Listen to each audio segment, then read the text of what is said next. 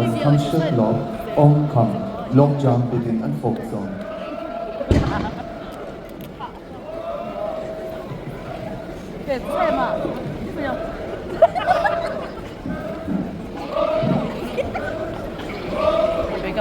Ladies and gentlemen, let's put our hands together to welcome the Konyak Tribe.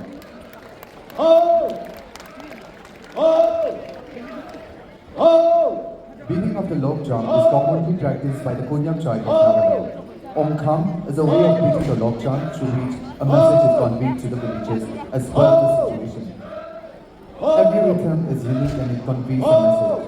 It could be an impending enemy attack, a tragedy in the village, mourning, festivity or victory celebration. Lok Jam is basically an instrument for announcement, so beating is not done casually as it might involve the risk of conveying false information to the folks. To keep a sense of alarm, its beating is rapid and done in quick succession.